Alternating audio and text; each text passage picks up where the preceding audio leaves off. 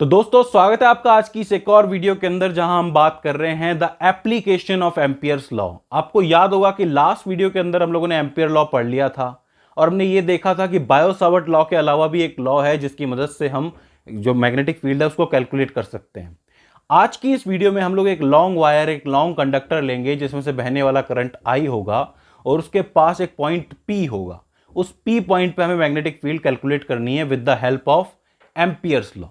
अब सीधे सीधे हम लोग लगा सकते हैं बायो-सावर्ट लॉ, लेकिन उसको छोड़ दीजिए। ये तरीका थोड़ा सा अलग है और थोड़ा सा आसान भी है।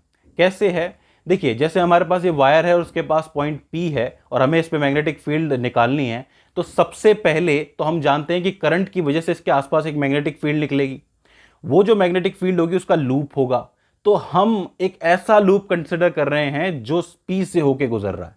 तो ये जो लूप है ये मैग्नेटिक फील्ड का लूप है। ठीक है, अब अगर मैग्नेटिक फील्ड निकालनी है तो हमें इसके आसपास एक एम्पीरियन लूप मानना पड़ेगा। अगर आपने इलेक्ट्रोस्टैटिक्स का चैप्टर यानी कि क्लास 12 का पहला चैप्टर पढ़ा है तो आपको याद होगा कि वहां हम लोगों ने गॉस थ्योरम पढ़ी थी। वहां पे कोई भी कंडक्टर होता था, उसके आसपास हमें अगर इलेक्ट्रिक फ्लक्स की वैल्यू पता करनी होती थी तो हम क्या करते थे, उसके आसपास एक गॉसियन सरफेस जो है कंसिडर करते थे।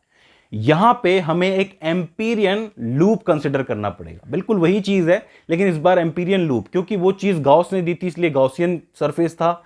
ये चीज एम्पियर ने दी है, ये लॉ एम्पियर का है, तो एम्पीरियन लूप मानना पड़ेगा। वो लूप हम कहां मानेंगे? वो लूप हम ऐसे मानेंगे जिसकी सिमेट्री इस मैग्नेटिक लूप के बराबर ही हो, यानी कि वो पी से ही गुजरे।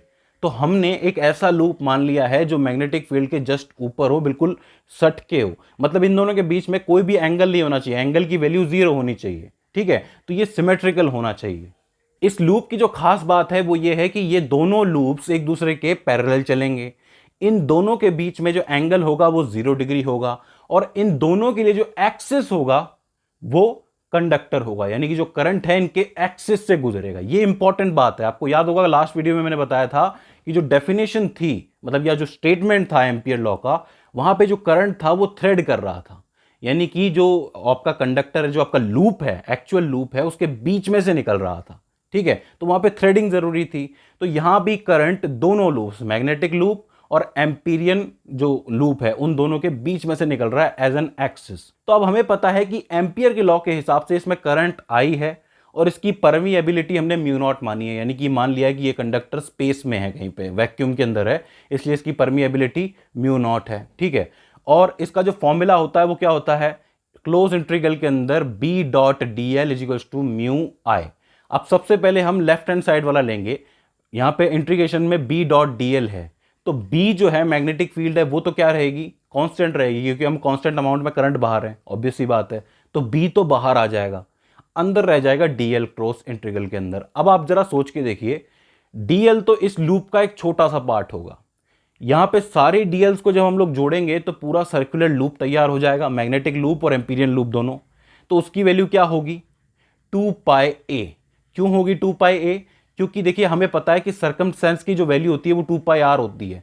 यहां पे जो पॉइंट पी है ये इस वायर से ए की दूरी पे है, स्मॉल ए की दूरी पे है, तो इसका टोटल वैल्यू 2 पाई ए निकल के आएगा। इसका मतलब बी 2 पाई ए निकल के आई है इस लेफ्ट हैंड साइड वाले की वैल्यू। अब इसको हम रख देंगे इस इक्वेशन में, मेन इक्वेशन में, यानी कि B 2 pi A is equal to में म्यू नॉट आई। हमें किसकी वैल्यू कैलकुलेट करनी है, b की वैल्यू कैलकुलेट करनी है। तो हम b इज इक्वल्स टू में म्यू नॉट आई अपॉन में 2 पाई a लिख सकते हैं। ठीक है, तो ये वो फॉर्मूला है जिसकी मदद से हम इस पॉइंट p पर मैग्नेटिक फील्ड कैलकुलेट कर सकते हैं। कैसे? अगर हमें करंट की वैल्यू दे दी जाए, अगर हमें रेडियस की वैल्यू a की वैल्यू दे दी जाए, तो हम सारी वैल्यूज रख सकते हैं। हमारे पास म्यू नॉट की वैल्यू पहले से होती है कांस्टेंट, 2 पाई पहले से कांस्टेंट है, तो हमें मिल जाएगी मैग्नेटिक फील्ड की वैल्यू। तो इस तरीके से आप एम्पियर लॉ का यूज करके किसी भी कंडक्टर के आसपास मैग्नेटिक फील्ड कैलकुलेट करते हो। तो देखिए ये तो बात हो जाती है एक लॉन्ग वायर की।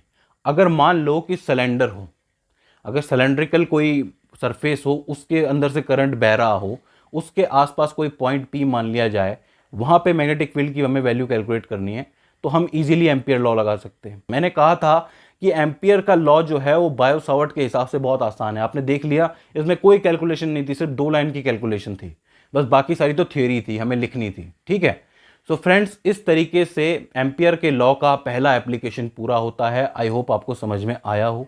इसके बाद भी इसके अंदर कोई क्वेरी रह जाती है तो आप हमें नीचे कमेंट सेक्शन में पूछ सकते हैं। सो फ्रेंड्स, आज की इस वीडियो के अंदर बस इतना ही। See you in the next one.